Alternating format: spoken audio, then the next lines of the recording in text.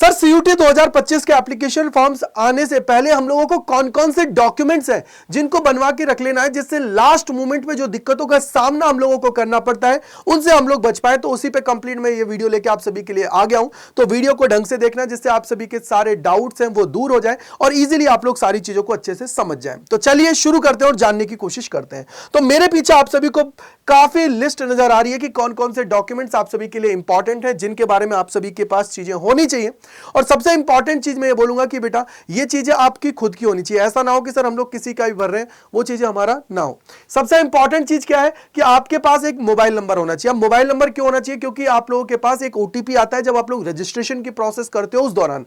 तो अगर आपके पास नहीं होगा तो उस केस में ओटीपी नहीं आ पाएगा और रजिस्ट्रेशन आप लोग नहीं कर पाओगे। साथ ही साथ आप लोगों के पास एक जीमेल आईडी होनी चाहिए। तो जीमेल आईडी अगर नहीं है तो उसको बनवा लीजिए, क्योंकि जो भी एंटी आपसे कम्युनिकेशन करता है तो वो आपके मोबाइल नंबर के ऊपर मैसेज भेजता है, या फिर वो आपके जो जीमेल अकाउंट है जिस पे आप लोगों ने वहां पे रजिस्टर्ड किया है जीमेल के थ्रू, उसके ऊपर आपको भेजता है। तो इसलिए वो आपकी खुद की होनी चाहिए। नहीं है तो बना लीजिए। और एक मोबाइल नंबर अगर आपके घर में नहीं है तो पापा का हो या जिसका भी हो उसको रख लीजिए, जिससे क्या हो कि लास्ट मोमेंट पे आप लोगों को दिक्कतें ना हो। और किसी पड़ोसी का मत दे देना बेटा। कई बार क्या होता है कि जब आपका एग्जाम जो होता है वो रिशेड्यूल कर दिया जाता है या कोई भी प्रॉब्लम होती है या आपके डॉक्यूमेंट्स में दिक्कत होती है तो वो लोग आपको मेल करते हैं, क्योंकि यूनिवर्सिटीज भी आप लोगों के जो ये रजिस्टर्ड चीजें हैं ना इनको चेंज नहीं करने देती है। तो आप लोग पहले ही ढंग से इन चीजों को ढंग से करके रख लेना। इसके बाद में एक आधार नंबर की जरूरत होती है। आधार नंबर क्यों? क्योंकि सर आप लोगों का एक गवर्नमेंट अप्रूव्ड आईडी आप सभी से मांगी जाती है। अगर आप लोगों ने क्लास 12th के अंदर है अभी, तो क्लास 12th का जो एडमिट कार्ड आप सभी का आएगा तो उसको भी आप लोग वहां पे आप लोग दे सकते हो। उसका नंबर भी आप लोग वहां पे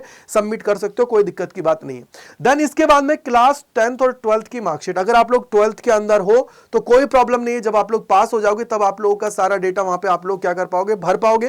क्योंकि जब यूनिवर्सिटीज रजिस्ट्रेशन की प्रोसेस करवाती हैं तो उस टाइम पे आपको सारी चीजें फिल करनी होती है। एक चीज मैं आप सभी को बोलूंगा बेटा, ढंग से सुन लीजिएगा।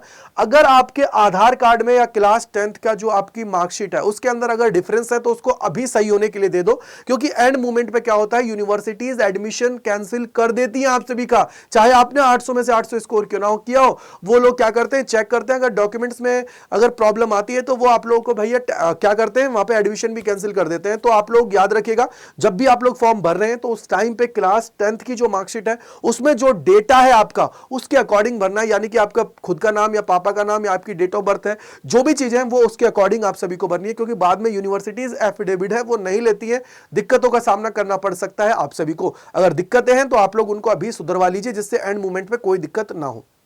तो ये सारी चीज हो जाएंगी। इसके बाद में आप लोगों के पास होना चाहिए एक फोटोग्राफ। अब फोटोग्राफ बिना मास्क का होना चाहिए। बिना मास्क का मतलब क्या हुआ कि आप लोगों के मास्क लगा के फोटो खिंचवा रहे, वो चीज नहीं होनी चाहिए। तो वो अच्छा सा हो, आपका ढंग का हो और 10 से लेके 200 KB के बीच में हो, जेपीजी फॉर्म में हो या जेपीईजी फॉर्म में हो, वो दोनों वैलिड है। सिग्नेचर आप सभी के पास होना चाहिए, तो 4 KB से लेके 30 KB के बीच में आपका होना चाहिए। अब जर्नल कैंडिडेट है तो उसके लिए तो यही चीज है, यही रिक्वायर्ड है, उसके अलावा कुछ नहीं होगा।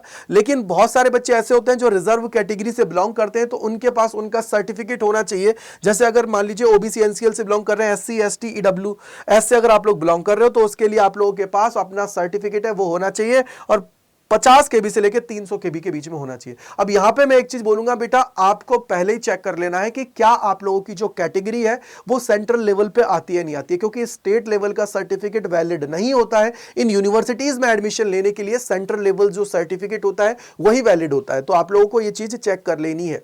साथ ही साथ ओबीसी एनसीएल और ईडब्ल्यूएस की मैं बात करूं तो इसके लिए जो लेटेस्ट सर्टिफिकेट होता है उसकी रिक्वायरमेंट होती है। तो आप लोग देख लीजिए, आप अभी बनवाना चाहें तो बनवा के रख लीजिए, क्योंकि वो आपका काम आ जाएगा। क्यों? क्योंकि 1 अप्रैल 2024 के बाद का सर्टिफिकेट आप सभी के पास होना चाहिए। एनटीए यही मांगता है, क्योंकि वो इस फाइनेंशियल ईयर के अंदर ही कंप्लीट प्रोसेस करवा देती है।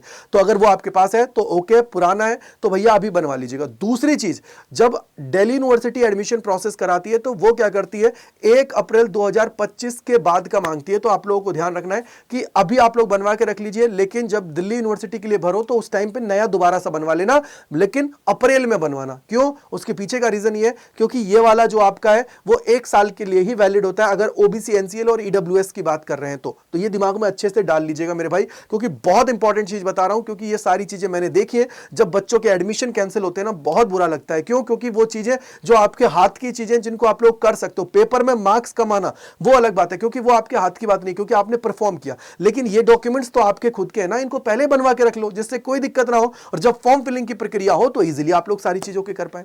अगर इसके अलावा अगर आप लोग अदर सर्टिफिकेट अगर आप लोग लगाना चाहते हो, यानी कि अगर आप लोगों ने वहां पे सेलेक्ट किया है यस, तो उस केस में अगर आप लोग बीपीएल से बिलोंग करते हो, कश्मीरी माइग्रेंट हो, या आपके पास कोई वार्ड कोटा है वो है, या आप लोग पीडब्ल्यूबीडी से बिलोंग करते हो, तो उस केस के अंदर अगर आप लोग उसको यस करते हो तो वो आप लोगों को सर्टिफिकेट की रिक्वायरमेंट होगी, तो उस सर्टिफिकेट को भी आप सभी को अपलोड करना पड़ेगा। तो ये इंपॉर्टेंट डॉक्यूमेंट्स हैं जो आप सभी के पास होने चाहिए। तो मैं तो ये कहूंगा कि अभी से इकट्ठा करके रख लो, जब भी फॉर्म आएगा उस टाइम पे आपको कोई दिक्कतों का सामना नहीं करना पड़ेगा, इजीली आप लोग सारी चीजों को कर जाएंगे। अब सबसे बड़ी बात मैं यहां पे एक और चीज बोलना चाहूंगा, देखो आपको पता होना चाहिए कि एक छोटी सी गलती एक सिलेक्शन को बेटा मैं बोलता हूं कि खत्म कर सकती है। मतलब अगर आपने नेम में आपका मान लीजिए फॉर एग्जांपल मेरा नाम गजेंद्र शर्मा है और मेरे उसमें गजेंद्र कुमार लिखा हुआ है, तो बेटा उसको गजेंद्र शर्मा करवा लो, क्योंकि फिर बाद में दिक्कतें होती है, क्योंकि फिर आप लोगों का दोनों जगह क्या होता है, मिस मैच होता है, तो उस मिस मैच को बचाना है।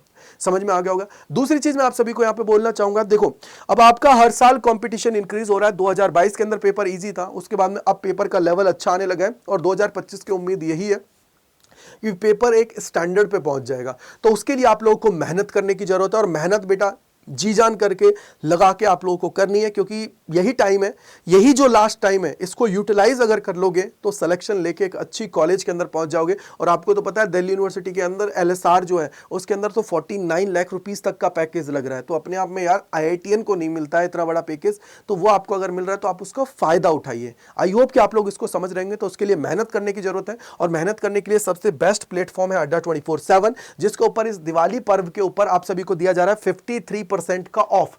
किस कोड पे? Y485, और ये तुम्हारा 54% का हो जाएगा अगर आप लोग ऐप के थ्रू करोगे, तो ये 54% का हो जाएगा। अपने आप में बहुत बड़ा डिस्काउंट है बेटा। Y485 कूपन कोड है, इसको लगा के आप लोग इसको अवेल कर सकते हो, और महापैक के अंदर एनरोल करते हो तो उसकी वैलिडिटी आपको 20 महीने की मिलने वाली है, यानी कि 10+10 आप सभी का हो जाएगा। तो कैसे एनरोल करना है वो मैं आप सभी को बता देता हूं। तो सबसे पहले आप सभी को क्या करना है बेटा, अड्डा 24/7 पे जाना है। जैसे ही आप सभी अड्डा 24/7 पे जाएंगे, पहले लिंक पे क्लिक करना है। यहां पे आपको जाना है ऑल कोर्सेज के ऊपर, यूजी एंड पीजी के ऊपर आप सभी जाएंगे।